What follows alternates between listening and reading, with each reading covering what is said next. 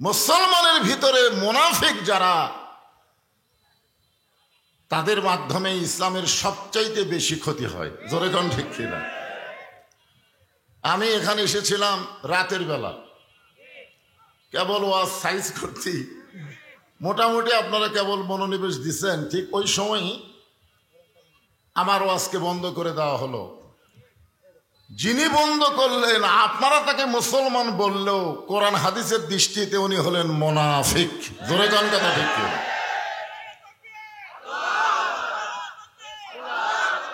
কারণ শোনেন, কারণ হলো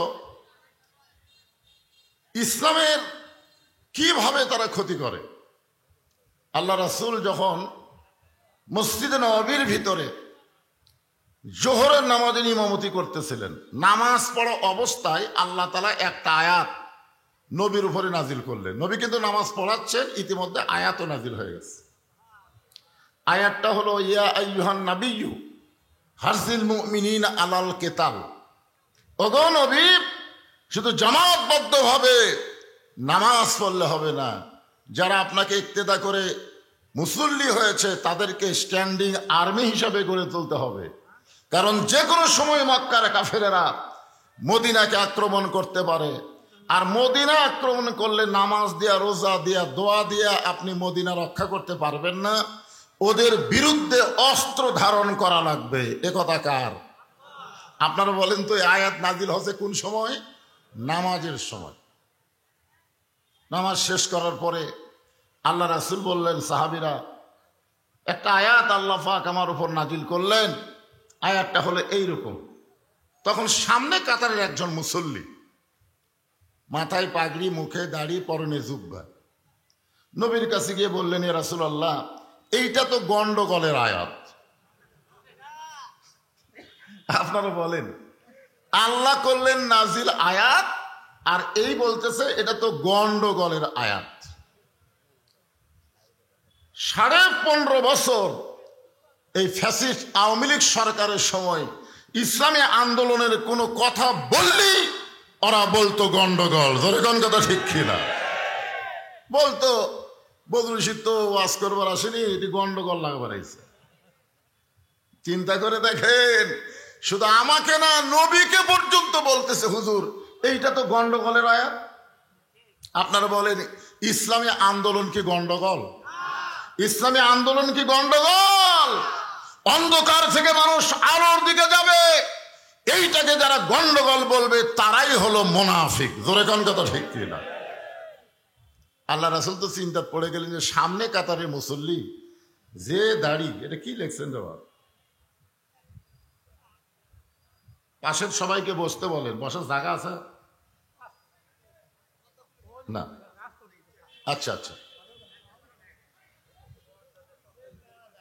আগে একটা ক্লিয়ার হয় আপনাদের কাছে, সেটা হলো আপনারা প্রতিদিন আসরের নামাজ কখন পড়েন? আজকে যদি 4:30টায় হয়, অসুবিধা আছে? না না, সবাইকে বলা লাগবে। কারণ আসরের নামাজ আমরা ওয়াক্ত মতোই পড়বো, ওয়াক্তর বাহিরে গেলে তো হবে না। কিন্তু কোনো কারণে আল্লাহ রাসূলও নামাজ দেরি করছেন, আল্লাহ রাসূলও নামাজ দেরি করে পড়াইছেন। তো আজকে এখানে আমাকে তো আর প্রতিদিন পাচ্ছেন না, আমি কিন্তু আইসা এখানে জুমার নামাজ পড়ছি।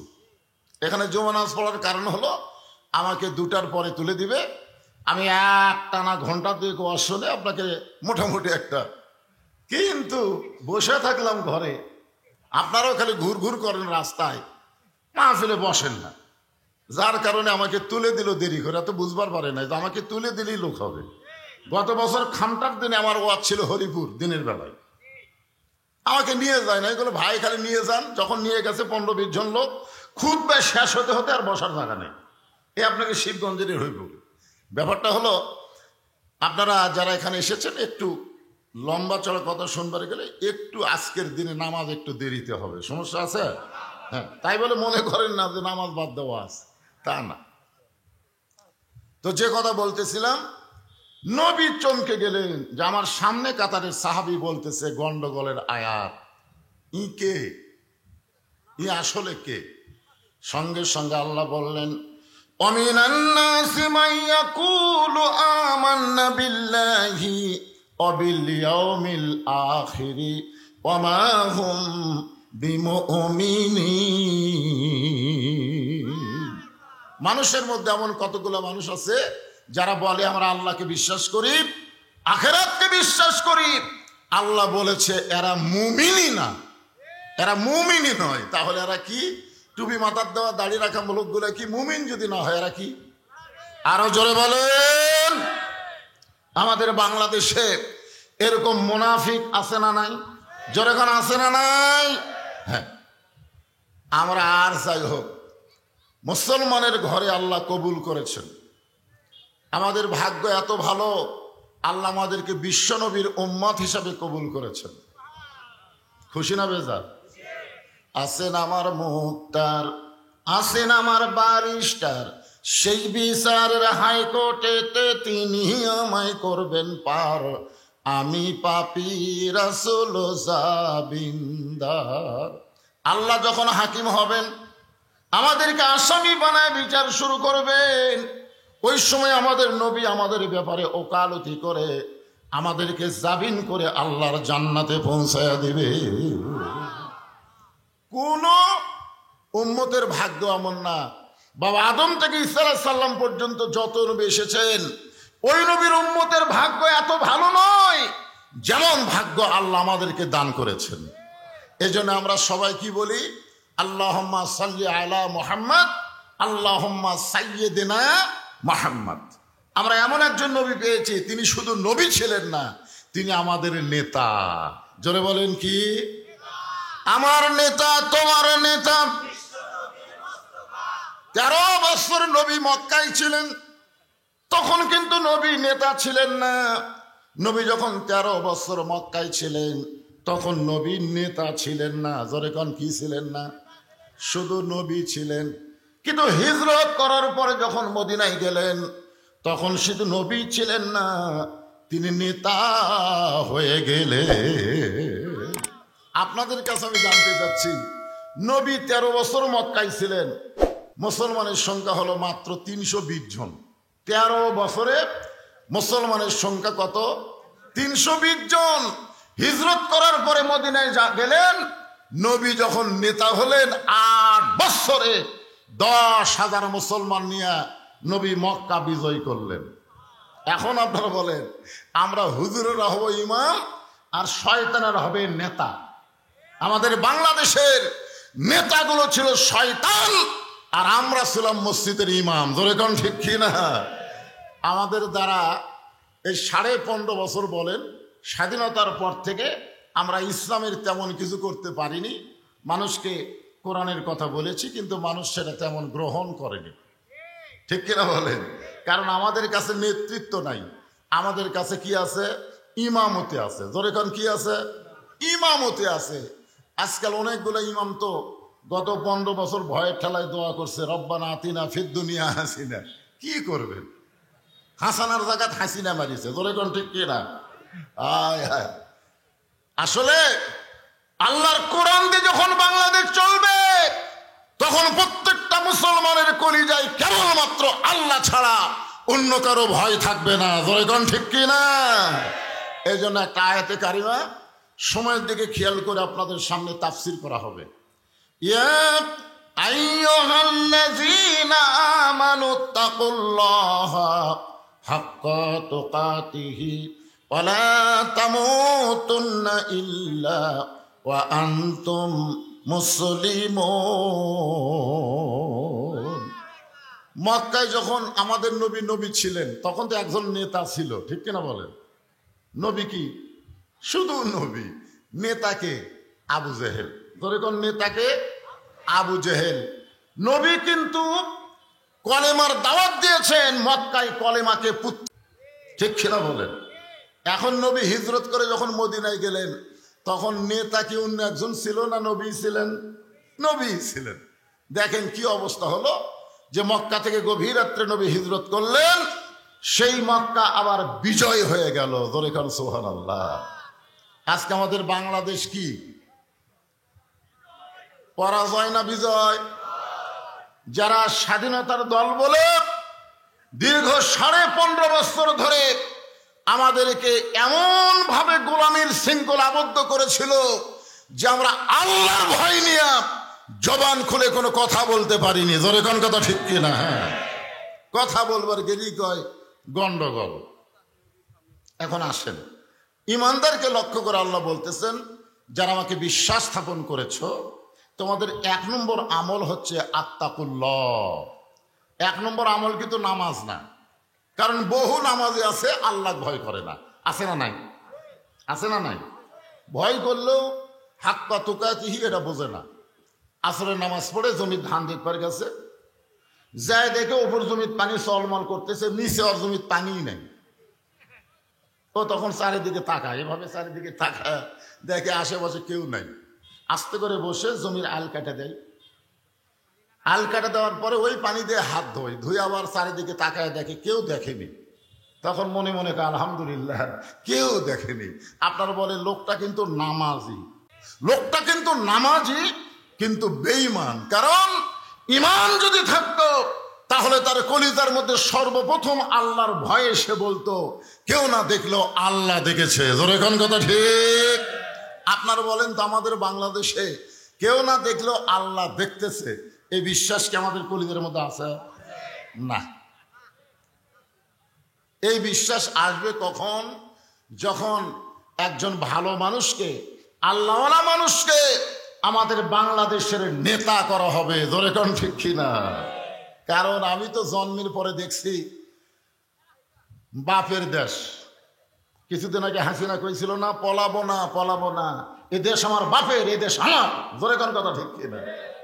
তখনই বুঝলাম স্বাধীনতার পরে এ দেশ ছিল বাপের দেশ, তারপরে দেশ হলো ভাইয়ের দেশ, শহীদ জিয়ার দেশ, তারপরে আবার দেখলাম স্বৈরাচারের চাচার দেশ। জোরে কোন কথা ঠিক কিনা?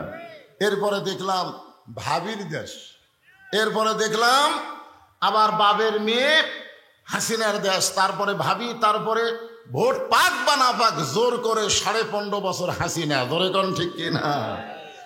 54 বছর হিসাব করে দেখেন, 54 বছর আমরা দেখলাম বাংলাদেশ, সব দেখা শেষ। আগামীতে আমরা দেখবো আল্লাহর কোরআনের বাংলাদেশ। কারা কারা রাজি? 2 হাত তুলে আমার আল্লাহকে দেখাতে হবে। লিল্লাহে তাকবীর।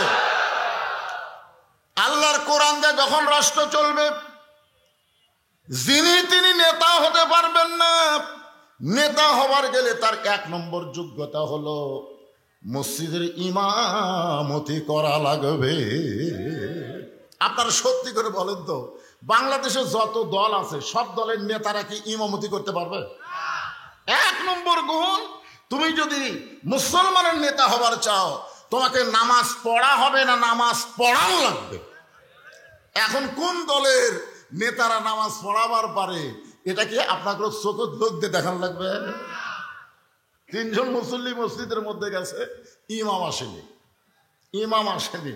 ওরা খালি বারবার ঘড়ি দেখতেছে, কেরে নামাজের সময় হয়ে গেল, হুজুর তো এলো না, কি করা যায়?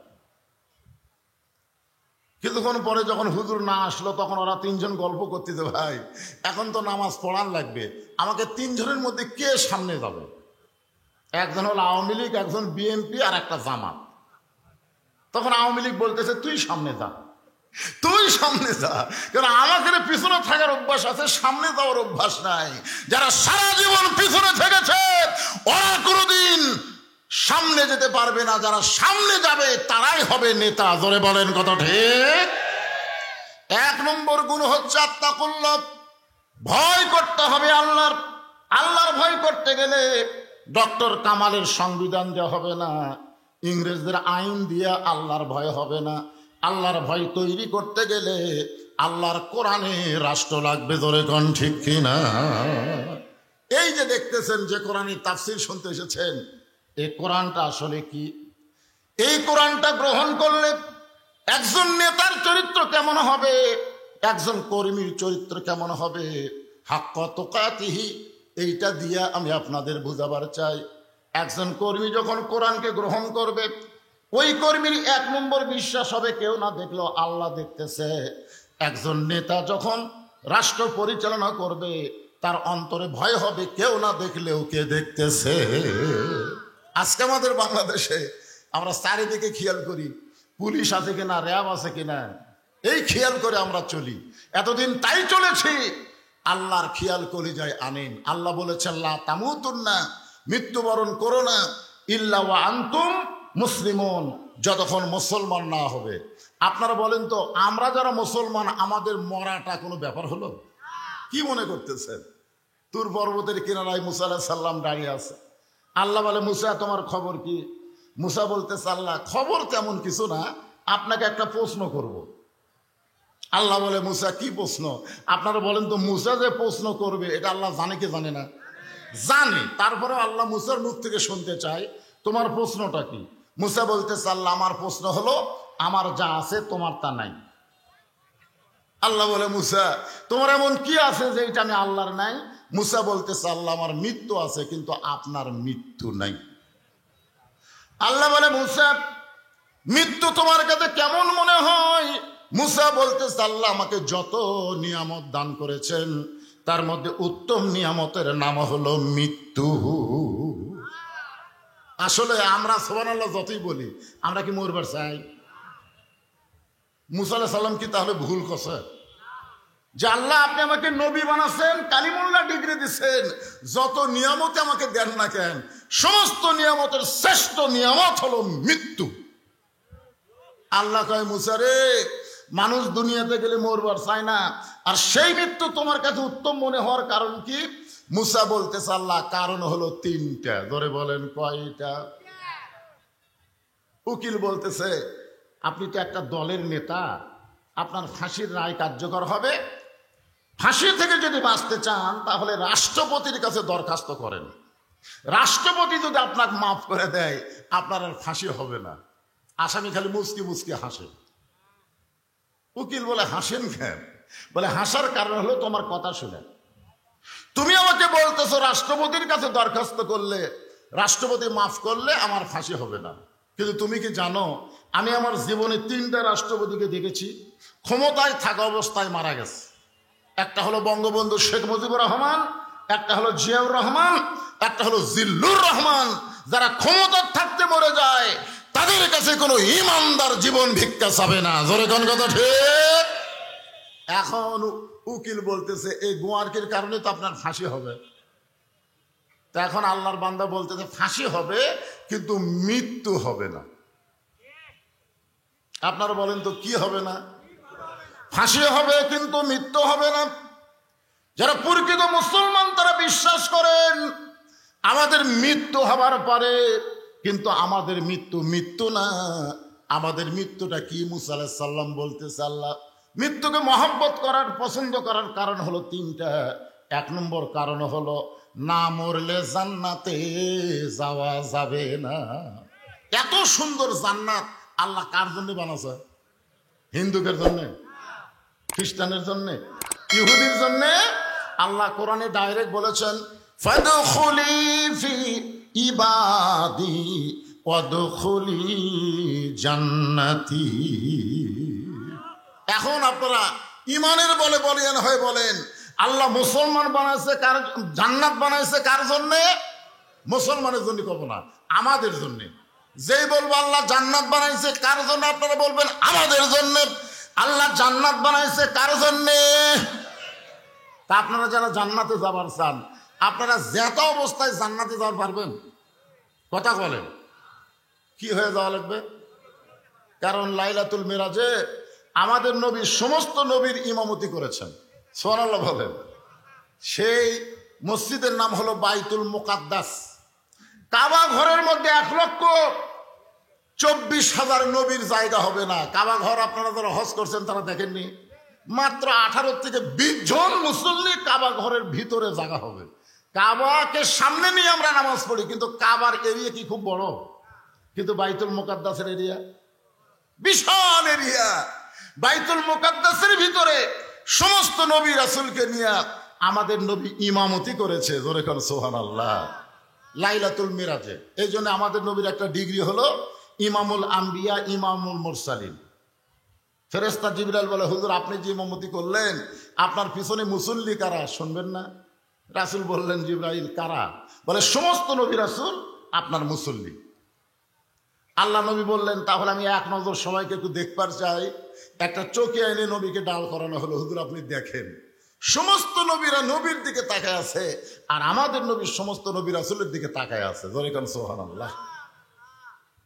এমন সময় আল্লাহ নবী দেখলেন একজন নবীর মুখ মলিন অবস্থায় দেখতে পায়, নবীর মুখটা কালোর মতন দেখা যায়। নবী বললেন, জিবরাইল, সমস্ত নবীর মুখ থেকে নূর প্রকাশ পাচ্ছে, আলো প্রকাশ পাচ্ছে, ওই নবীর মুখটা কালো কেন দেখা যায়? ওই নবীর মুখটা কালো কেন দেখা যায়? ফেরেশতা জিবরাইল বললেন, ইয়া রাসূলুল্লাহ, আপনি তাকে কাছে ডাক দিয়া জিজ্ঞাসা করেন। নবী তাকে কাছে ডাক দিয়া বললেন, নবী গো, সমস্ত নবীর চেহারা থেকে আলো আসতেছে, আপনার চেহারা কালো দেখা যায়, কারণ কি? আপনার নামটা কি? মা ইসমুকা, আপনার নামটা কি? বলে, আমার নাম হলো ঈসা রূহুল্লাহ। নবী বললেন, সবার চেহারা নূর প্রকাশ পায়, কিন্তু আপনার চেহারার মধ্যে আলো কেন নাই? ঈসা বলতেছে, সমস্ত নবীরা আপনার পিছনে জান্নাত থেকে নামাজ পড়বার আইছে, কিন্তু আমি জান্নাত থেকে আসতে পারি নাই। নবী বললেন, আপনি কেন জান্নাত থেকে আসেন নাই? ঈসা বলতেছে, এখনো পর্যন্ত আমার মৃত্যু হয়নি। বর্তমানে তিনি জীবিত আছেন চতুর্থ আসমানে। ঈসা আলাইহিস সালাম সময় মতো চলে আসবে ওই বাইতুল মুকাদ্দাসের জন্য। জোরে কোন কথা ঠিক কি না? যে হারে ইসরায়েলি ইহুদিরা বাইতুল মুকাদ্দাসকে সামনে নিয়ে ফিলিস্তিনদেরকে হত্যা করতেছে, এতদিন বাইডেন প্রশাসন ফিলিস্তিনকে ইসরায়েলকে সহযোগিতা করেছে। গত পরশু সবচাইতে আমেরিকার খারাপ নাম হলো ডোনাল্ড ট্রাম্প। জোরে কোন কথা ঠিক কিনা? এই শালায়ের আগেও একবার আইছিল, খুবই খারাপ, একেবারে আওয়ামী লীগ খুব পছন্দ করে। ডোনাল্ড ট্রাম্প প্রেসিডেন্ট হওয়ার পরে এই হতাশা লীগ, এখন তার আওয়ামী লীগ না, এখন হচ্ছে হতাশা লীগ। জোরে কোন কি লীগ? আর একটা নাম হলো আফসোস লীগ। আফসোস করে বলে, আগেই না ভালো আছিল, আগে ভালো আছিল। আপনার বলেন আগে ভালো ছিল। আর এই গুজব লীগ বলতেছে, এ যা ফ্রান্সে গেছে ডক্টর ইউনূস, এরা বলতেছে ডক্টর ইউনূস নাকি পালায়ে গেছে। কখন কি বলতেছে হাসিনা আবার খপ করে আসবে, চট করে আবার ক্ষমতার চেয়ারে বসে দিবে। বাংলার মুসলমান এত বোকা না, আর কোন জালেম বাংলাদেশের ক্ষমতার চেয়ারে বসতে পারবে না। জোরে কোন কথা ঠিক কি না? আপনারা কি মনে করতেছেন তিন দিকে ভারত আসে বলে আমরা ভারতের ভয় করব? আমরা ভয় করব কার? আরো জোরে, আত্তাকুল্লাহ হাক্কা তুকাতিহি, আল্লাহর ভয় করতে হবে নিয়ম মতো, যথাযথ আল্লাহর ভয় করতে হবে। সেটাকে সামনে নিয়েই আমি কথা বলতেছি। আল্লাহ বলে, মুসা, মৃত্যুকে পছন্দ করার কারণগুলো কি একটু বলো। মুসা বলতে চালে এক নম্বর কারণ হলো, না মরলে জান্নাতে যাওয়া যাবে না, জান্নাতে যাবার গেলে মরা লাগবে। জোরে কোন কথা ঠিক কি না? আপনারা কি সবাই জান্নাতে যাবার চান? কথা কয় না, সবাই কি যাবার চান? তাহলে জান্নাতে যাইতে গেলে কি লাগবে? আরো জোরে কোন। আমি যেই বলবো জান্নাতে যাইতে গেলে কি চাই, আপনার সকলে জবান খুলে বলবেন, মরতে চাই। জান্নাতে যাইতে গেলে কি চাই? আবু সাইদ কি বলেছে? মার মার। এই ফ্যাসিস্ট হাসিনার অধীনে আর থাকতে চাই না। বাতিলের অন্ধকারকে দূরীভূত করে আলোর ঠিকানা বাংলার মানুষকে দিবার চাই। মার। বলেন তো, আবু সাইদ যে মার মার কইল, ওরে গুলি করার সাথে সাথে বাংলা স্পট পরিবর্তন হয়ে গেল। জোরে কোন কথা ঠিক কিনা? জীবন দিব রে। এ বাতিলের সঙ্গে আপোষ করার চাইতে আল্লাহর পথে মরাই ভালো। প্রায় ১৫০০ ছাত্র জনতা জীবন দেওয়ার কারণে আজকে বাংলাদেশে দ্বিতীয় স্বাধীনতা আমরা অর্জন করেছি। ধরে কোন ঠিক কিনা বলেন? প্রথম স্বাধীনতা যারা ইয়ং জেনারেশন তোমরা বুঝবা না, আমাদের মতন যারা মুরব্বী তারা জানি, আসলে আমরা প্রথম স্বাধীনতাও চাইনি। কারণ পূর্ব পাকিস্তান পশ্চিম পাকিস্তান আমরা ভাই ভাই ছিলাম। আমরা দেখলাম বাংলাদেশের একটা বিজনকে ভারত হাত করে এই দুই পাকিস্তানকে ডিভাইডেড করার জন্য একটা চক্রান্ত করেছে। ধরে কোন কথা ঠিক না? ওই সময় কোন আলেম ওলামা স্বাধীনতার পক্ষে ছিল না, কারণ তারা জানতো বাংলাদেশ স্বাধীন হয়ে ভারতের অঙ্গরাজ্য বানাবে। আপনারা কি বুঝতে পারেন নাই? বাংলাদেশ স্বাধীন হয় নাই, বরং ভারতের অঙ্গরাজ্য বানানোর চেষ্টা করেছে। জোরে কোন কথা ঠিক কিনা?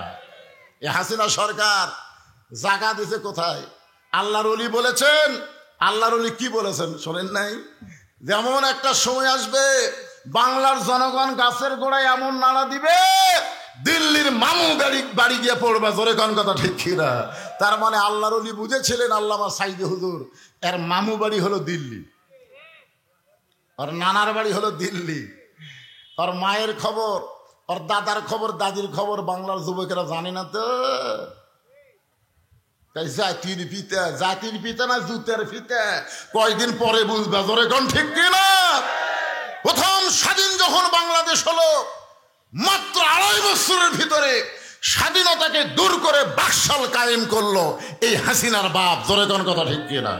যুদ্ধের সময় শেখ মুজিবুর কোথায় ছিল? এই যুদ্ধের সময় কোথায় ছিল? একটা যুদ্ধ করেনি। ওর 14 গোষ্ঠীর মধ্যে হাসিনার ভাই যারা ছিল একটাও মুক্তিযোদ্ধা নাই, একটাও মুক্তিযোদ্ধা নেই। পাকিস্তানের কাছে আশ্রয় নিল, যুদ্ধের মধ্যে বহাল তবিয়তে জেলে থাকলো, আর হাসিনা থাকলো ভারতে। যেই দেশ স্বাধীন হলো, ওরে বাবা রে, কতগুলো চামচা গুলো, এটাই আমাদের জাতির পিতা। যিনি স্বাধীনতার ঘোষণা করলেন তিনি হলেন শহীদ জিয়া। জোরে কোন কথা ঠিক কিনা? মাত্র 4 বছর শহীদ জিয়া বাংলাদেশ শাসন করেছে। আমাদের মতন যারা মুরব্বী তারা জানে শহীদ জিয়ার শাসন হলো হযরত উমরের শাসনের মতো। জোরে কোন কথা ঠিক কিনা? তিনি যখন দুনিয়ার থেকে শাহাদত বরণ করলেন, তার সমস্ত ব্যাংক ব্যালেন্স চেক করা হলো, একটা টাকাও নাই, একটা ভাঙ্গা সুটকেস ছাড়া তার কিছুই ছিল না। বিএনপি যারা করো, তোমরা বিএনপির প্রতিষ্ঠাতাকে চিনো না, বোঝা লাগবে ভাইজান। এরপরে কি অবস্থা? আমরা 36শে জুলাই তথা 5ই আগস্ট দ্বিতীয় স্বাধীনতা পেলাম। আপনারা বলেন তো, এখানে সর্বোত্তম যে জীবন দিয়েছে তার নাম কি? আবু সাইদ। জোরে বলেন তার নাম কি? ও যদি জীবন না দিত, আমরা তো জীবন বাঁচানোর চেষ্টায় ব্যস্ত। জীবন বাঁচান লাগবে ভাই, যে করেই হোক বাতিলের সাথে আপোষ করে আমাদের জীবন বাঁচান লাগবে। কিন্তু আবু সাইদ বলছে না, মরা যখন লাগবে তাহলে খামাখা অন্ধকারে থাকবো কেন?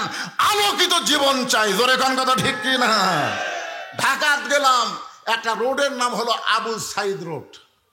নওগাঁতে ঢোকেন, ঢোকার সময় দেখবেন আবু সাইদ চত্বর, চাপাই যাবেন আবু সাইদ হোটেল, যেখানেই যাবেন আবু সাইদের নাম আছে না নাই? কিছুদিন আগে আমার এক গ্রাম সম্পর্কে ভাইয়ের একটা ছেলে হয়েছে। আমার একটা হুজুর ছেলেটার নাম কি রাখবো? আমি বললাম আবু সাইদ। ও খুশি হয়ে বলতে যে হুজুর আমার খেয়ালই ছিল না, আমার ছেলের নাম আবু সাইদ রাখলাম।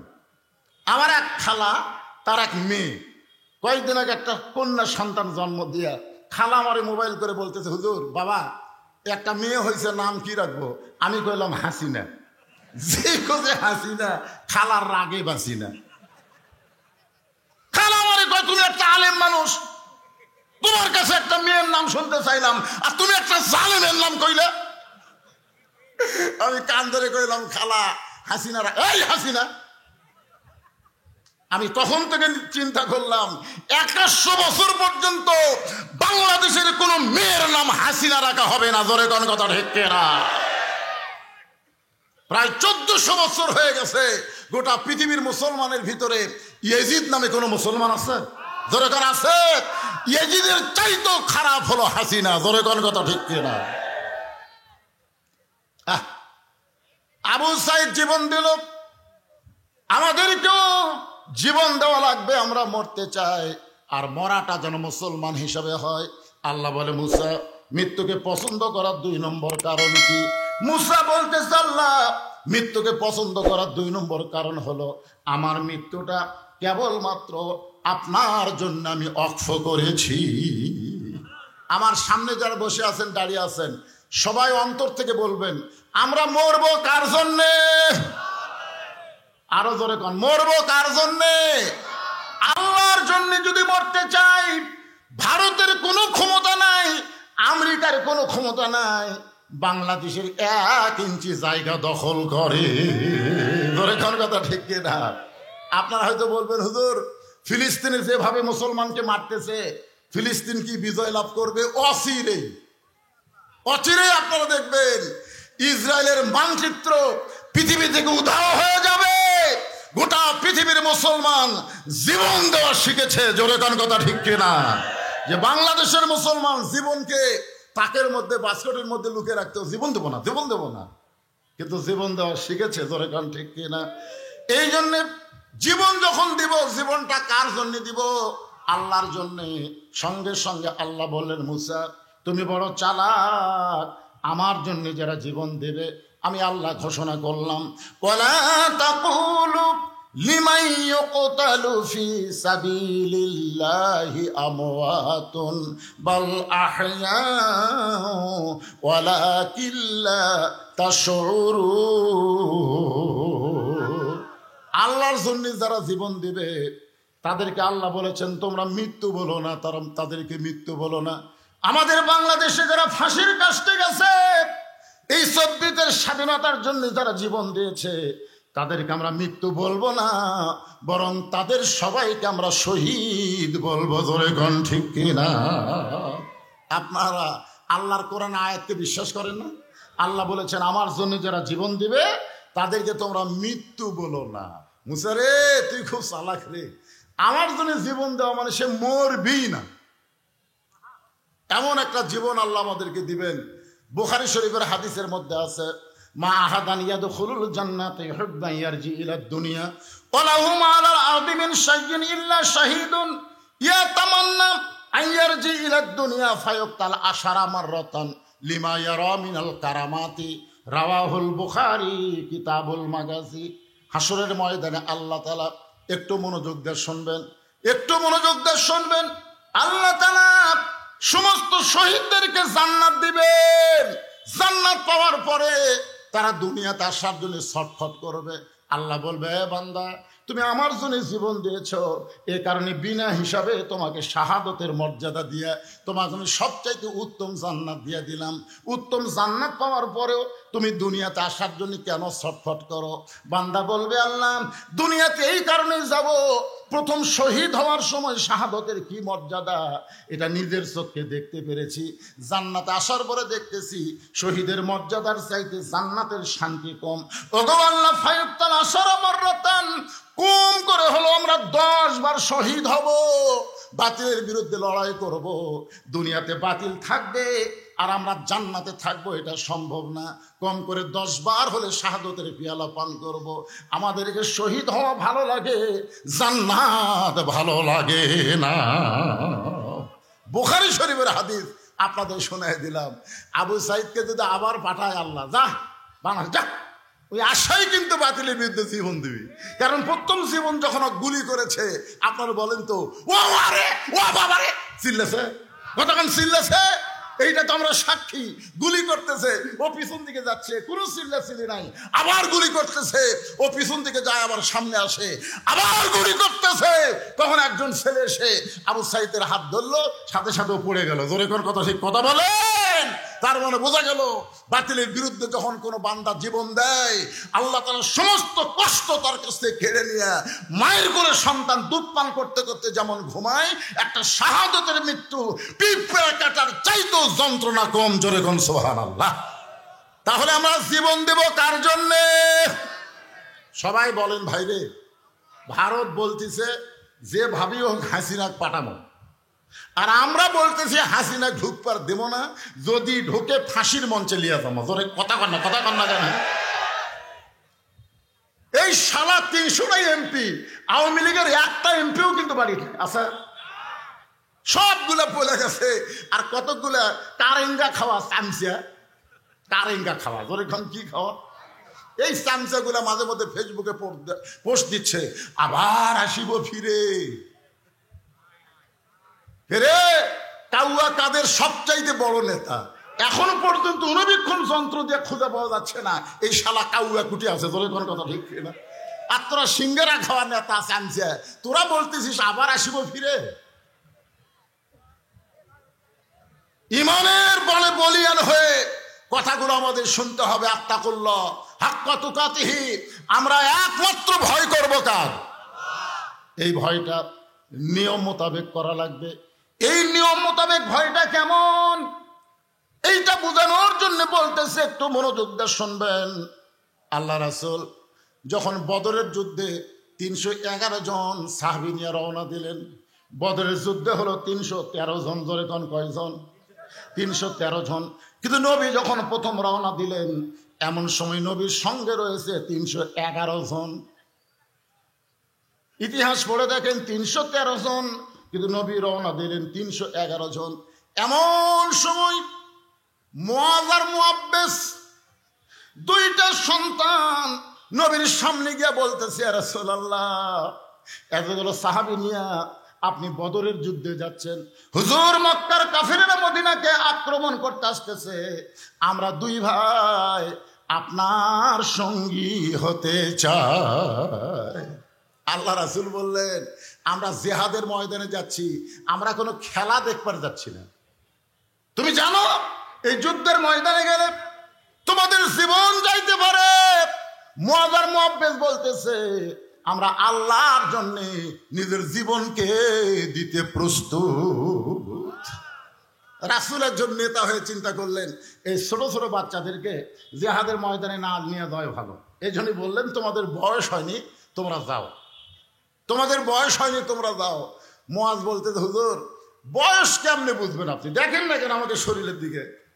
আল্লাহ রাসূল বললেন, বয়স শুধু না, তোমাদের মাপও হয়নি, মাপ 5 ফুট 2 ইঞ্চি লম্বা হওয়া লাগবে। তোমাকে কি 5 ফুট 2 ইঞ্চি আছে? মুআয বলে, হুজুর তাহলে আপনি লাঠি নিয়ে আসেন। রাসূল বললেন, বেলাল দেখি মাপের লাঠি নিয়ে আসো। বেলাল যখন লাঠি খাড়া করলেন, এবার মুআয গিয়ে লাঠির কাছে দাঁড়াইছে। নবী তাকায় দেখে পায়ের বুড়ো আঙ্গুলি ভর দিয়ে লাঠির মাথা পর্যন্ত। আল্লাহ রাসূল বলে, এই মুআয, বলে হুজুর কি দেখতেছেন? আমার মাথার দিকে তাকায় দেখেন আপনার লাঠি পর্যন্ত হয়েছে কিনা। রাসূল বললেন, মাথা খালি লাঠি পর্যন্ত হইলে হবে না, তোমার পায়ের খবর কি? সঙ্গে সঙ্গে মুআয বললেন, ওরা ফায়না আলাকা যিকরাক, আল্লাহ আপনাকে এত উপরে রাখছে, আপনি নিচের দিকে দেখেন কেন? আপনি আমার মাথার দিকে তাকায় দেখেন। আমি জিহাদের ময়দানে যাবার চাই, আমার জীবন আল্লাহর জন্য ওয়াকফ করেছি, জোরে বলেন মারহাবা। রাসূল বললেন, ঠিক আছে, তোমাকে জিহাদে যাওয়ার অনুমতি দিলাম। ইমানটা কি? ইমানটা কি? আমার জীবন কার জন্যে? রাসূল বলেন, ঠিক আছে, তোমার মাপ যখন হয় তোমাকে জিহাদে যাওয়ার অনুমতি দিলাম। ছোট ভাই বলতে, হুজুর ওই খালি লম্বা আছে আর গাওয়ার বল নাই। মানে চিন্তা করতেছে মাপে তো হয়ে গেছে, ওয়াক্তার বাদ দেওয়ার বুদ্ধি নাই। বলে, হুজুর খালি লম্বা হচ্ছে আর গাওয়ার বল নাই, লাগে দেন, আমার সাথে কুস্তি পারবি না। বহুদিন লাগছে, আর বুকের উপর উঠে পারে, নিচে পড়ে থাকে। আল্লাহ রাসূল বলেন, ঠিক আছে, তোমরা দুই ভাই কুস্তি করো। এবার দুই ভাই যখন কুস্তি করতেছে, নিচ থেকে মুআব্বিস বলতেছে, ও মুআয ভাই, তুমি কিন্তু মাপে হয়ে গেছো, তোমার বাদ দেওয়ার চান্স নাই। এখন তুমি একটু দুর্বল হয়ে আমাকে তোমার বুকের উপর উঠায় দাও, একটু দুর্বল হয়ে আমাকে তোমার বুকের উপর উঠায় দাও। মুআয বলতেছে, মুআব্বিস, আমি যদি একটু দুর্বল হয়ে তোকে আমার বুকের উপর উঠায় দেই, ইয়ানজুরু বি নূরিল্লাহ, নবীকে এমন একটা আল্লাহ চোখ দিয়েছে, নবী সব কিছু বুঝতে পারবে। মুআব্বিস বলতেছে, একটু দুর্বল হও, কারণ যখন কাফের বেঈমানেরা ডান দিক থেকে নবীকে তীর মারবে, তুমি না হয় ডান দিকে দাঁড়াবে ভাই, কিন্তু বাম দিক থেকে যখন তরবারি মারবে তখন বাম দিকে কে দাঁড়াবে? সামনের দিক থেকে তীর আলে তুমি সামনে দাঁড়াবে, পিছন দিক থেকে যদি কোনো বর্ষা মারে তাহলে আমি পিছন দিকে দাঁড়াবো। আমরা দুই ভাই আমাদের জীবনের বিনিময়ে আল্লাহ নবীর শরীরে কাফেরদের কোনো অস্ত্র লাগতে দিব না। তুমি একা কেন যাবে ভাই? একসঙ্গে দুইজন দৌড়াইছি, একটু দুর্বল হয়ে আমাকে বুকের উপর উঠাইয়া দাও। মাস দুর্বল হয়ে মুআব্বিসকে যখন বুকের উপর উঠাইয়া দেয়, সঙ্গে সঙ্গে নবী চিৎকার করে বললেন, সাহাবীরা রে, আল্লাহর জন্য মুসলমান যখন জীবন দিবে ওই এলাকার মধ্যে কোনো বাতিল দাঁড়াতে পারবে না। আপনারা কি আল্লাহর জন্যে, এই কোরআনের জন্যে দরকার হলে বাতিলের বিরুদ্ধে আমরা লড়াই করব? এইরকম নিয়ত আছে না নাই? কারা কারা দরকার হলে কোরআনের জন্য আল্লাহর জন্য জীবন দিতে প্রস্তুত? দুই হাত তুলে আল্লাহরে দেখা। লিল্লাহে তাকবীর। আল কোরআনের আলো সংসদে জালো, কোরআন হাদিস যেখানে, দুনিয়ার মুসলমান লিল্লাহে তাকবীর। মাশাআল্লাহ। ভাইজান, প্রয়োজন হলে কি কন, প্রয়োজন হলে জীবন দেওয়া লাগতে পারে। কারণ আমরা আর কোনো জালিমকে বাংলাদেশের চেয়ারে বসতে, কথা বলেন, একটা হক কথা বলেন, আর কোন জালিমকে এই মুসলমানের দেশে ক্ষমতার চেয়ারে বসতে দিব না। একটু মনোযোগ দিয়ে শুনবেন। আমাদের বাংলাদেশের একটা ভালো দলের নাম হলো বিএনপি। বিএনপিকে কিন্তু আমরা খারাপ বলি না, কারণ দীর্ঘ সময় বিএনপি সঙ্গে আমরা আন্দোলন করেছি। ধরে গণ ঠিক কিনা? আপনারা বিএনপিরা মনে করবেন না হুজুর বিএনপি কে হুজুর এই লাইনে নিয়ে আসতে কিনা। বিএনপি কোন জালেম দল না। বিএনপির নেতার সামনে আপনি হক তো 10 কেজির জায়গা 8 কেন বলে চামচা পালা লাগবে। বাজান, একটু মনোযোগ দিয়ে শুনবেন। ওমর ফারুক যে মেয়েটার সঙ্গে দেখা হয়েছে, ওই মেয়েটা কিন্তু ইসলামী আন্দোলনের একজন কর্মী ছিল। ওমর ফারুক বললেন, মা, এ একা একা নির্জনে তুমি ঘুরতেছ, তোমার অন্তরে কি কোনো ভয় ডর লাগতেছে না? তুমি যে একা একা ঘুরতেছ, তোমার সামনেও কোনো মানুষ নাই, পিছনেও কোনো মানুষ নাই, তোমার অন্তরে কোনো ভয় ডর নাই? সঙ্গে সঙ্গে মেয়েটা বলতেছে, পথিক, ওমর ফারুক যখন আল্লাহর কোরআন দিয়ে রাষ্ট্র চালায়, তখন মুসলমানের কলিজায় কেবলমাত্র আল্লাহ ছাড়া আর কারো ভয় থাকে না। তাহলে আল্লাহর ভয় কলিজার মধ্যে রাখতে চাইলে ডক্টর কামালের সংবিধান দেওয়া হবে না, আল্লাহর কোরআন লাগবে। ধরে কোন ঠিক কি না? কয়েকদিন আগে এক সমন্বয় বলেছে, আগেকার সংবিধান দরকার হলে ছুঁড়ে ফেলে দেব, ছুঁড়ে। তখন একজন নেতা বলতেছে, এইরকম কথা পবিত্র সংবিধান নিয়ে বলতেছে, এদেরকে তো আইনের আয়তা আনা দরকার। আপনার বলেন তো, সংবিধান কি কোরআন শরীফ? এজরকম সংবিধান কি কোরআন শরীফ? এই সংবিধানের দোহাই দিয়ে হাসিনার প্রেসিডেন্ট টুপ্পু এখনো ক্ষমতায় আছে। ধরে কথা বলেন না কেন?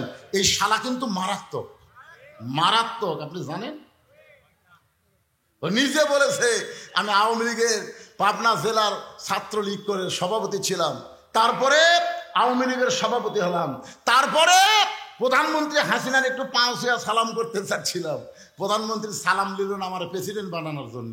তাহলে চিন্তা করেন আওয়ামী লীগের কি। আমরা ক্ষমতার থেকে অপসারণ করতে চাই, দোহাই হচ্ছে সংবিধান। একটা সংবিধান চলবে না, সামনে চলবে আল্লাহর কোরআন। জোরে বলেন কথা ঠিক? আল্লাহর কোরআনের সংবিধান। আল্লাহ বললেন, তাবারাকাল্লাযী বিয়াদিহিল মুলকু ওয়া হুয়া আলা কুল্লি শাইইন কাদির। হাক্কা তুকাতিহির উপর আমি কথা বলতেছি ভাইজান, কিন্তু মাহফিল কমিটির মধ্যে একটু চিন্তা করতেছে যে হুজুর ওয়াজ তো করতেছে, কিন্তু সময়ের দিকে ভাইজান, এখন ঘড়ির দিকে তাকালে দেখা যায় কয়টা বাজে? কয়টা 25? 4:25 বাজে। তার মানে বোঝা গেল আমার মতন বক্তা দিনের বেলা চলবে না। যদি চলে 2টার সময় দেওয়া লাগবে, 4টা পর্যন্ত ওয়াজ হবে। ধরে কোন কথা ঠিক কিনা? যদি আপনারা দিনের বেলা চলাবার চান আমাক দিয়ে, তাহলে লোকের দিকে তাকালে হবে না, সময়ের দিকে খেয়াল করা লাগবে। যে হুজুর লোক আসেনি আপনাকে দেব না, এইটা মনে করা যাবে না। সময় হয়েছে, আপনি চলেন, 10 জন লিয়ে ওয়াজ শুরু করেন। ধরে কোন ঠিক কিনা? দরকার হলে কোরআনের জন্য জীবন দেব। যারা 2 হাত তুলেছেন, আজকে ছেলেরা এই যে কোরআনের মাহফিল করেছে, মাঠের উন্নয়ন কল্প আপনাদের কাছে একটু রুমাল যাবে, গামছা যাবে, 10 থেকে 20 টাকা করে আল্লাহর রাস্তা আপনারা দান করবেন। সবাই একটু দান করবেন ভাই। দুনিয়ার টাকা পয়সা দুনিয়াতে সব শেষ হয়ে যাবে, কিন্তু যেইটা আপনি দিবেন ওইটা আল্লাহ জান্নাতে আপনার অ্যাকাউন্টে দিয়ে দিবে। দুনিয়া থেকে জান্নাতের অ্যাকাউন্টে যদি টাকা জমা করতে চান, তাহলে আল্লাহর হস্তে এই ব্যাগের মধ্যে ব্যাগগুলো, সবগুলো ব্যাগ, ভিতরে 10, 20, 50টা ব্যাগ নামো, চারিদিক থেকে নামো। যারা দাঁড়িয়ে আছে তাদের